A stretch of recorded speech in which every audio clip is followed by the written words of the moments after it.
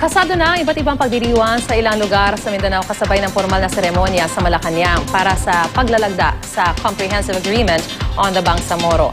Sa oras na mapirmahan ito, susunod na babalangkasin naman ang Bangsamoro Basic Law na magiging bagong framework o basehan sa bubuoing Bangsamoro Government at papalit sa kasalukuyang ARMM.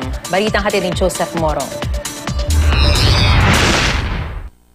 Matapos ang 2 dekadang pakikibaka ng Moro Islamic Liberation Front o MILF, pipirma ito ng kasunduang pangkapayapaan sa gobyerno. Kasabay ng formal na seremonya sa Malacanang ang iba't ibang pagdiriwang sa Maguindanao, Cotabato City, Basilan at Sulu. Most importantly for the Bangsamoro people. Because you see the Bangsamoro people have been longing for many years to have a government of their own.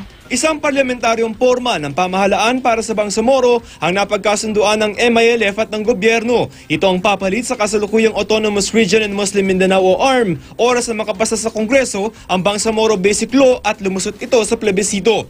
Mas makapangyarihan ang Bangsamoro government sa ARM dahil pwede itong kumita mula sa mga likas na yaman sa lugar at mangutang sa ibang pamahalaan at bangko. Ang Bangsamoro government ay bubuuin ng kasalukuyang mga probinsyang sakop na ng ARM, kasama ang 6 na munisipalidad sa Lanao del Norte. Ilang barangay sa North Cotabato, pwede rin magpasakop ang ilang mga kalapit na lugar kung boboto pabor dito ang 10% ng mga botante sa lugar.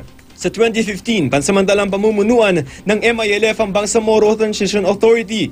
Sa 2016, kasabay ng presidential elections, kakandidato ang MILF sa eleksyon ng mga assemblymen sa Bangsamoro government bilang isang political party. Hindi na sila gagamit ng armas base sa napagkasundoang decommissioning. Iiimbentaryo ang kanilang mga armas at ilalagak ito sa isang third party. Walang access dito ang MILF maging ang gobyerno. Boboto ang mga nasa Bangsamoro territories ng kanilang mga assemblymen. Ang mga assemblymen ang pipili naman ng Prime Minister at Deputy Prime Minister. Sabi ng pamahalaan, tutulungan nila ang MILF sa bagong papel nito bilang isang partido. Not to make them the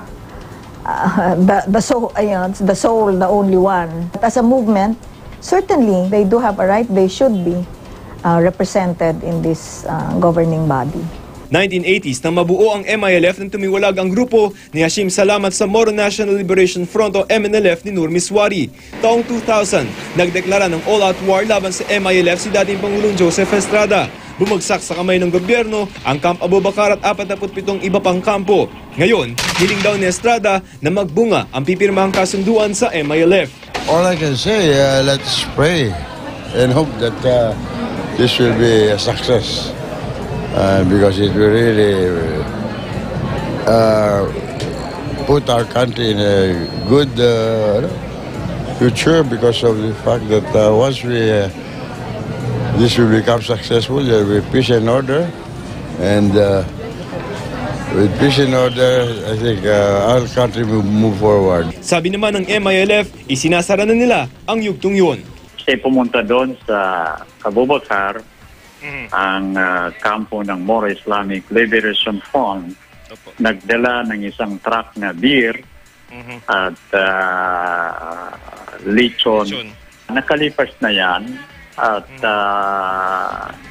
siguro hindi na pwedeng gawin muli with due respect to him ng dating Pangulong Estrada sa mga Bangsamoro people. Joseph Morong, GMA News.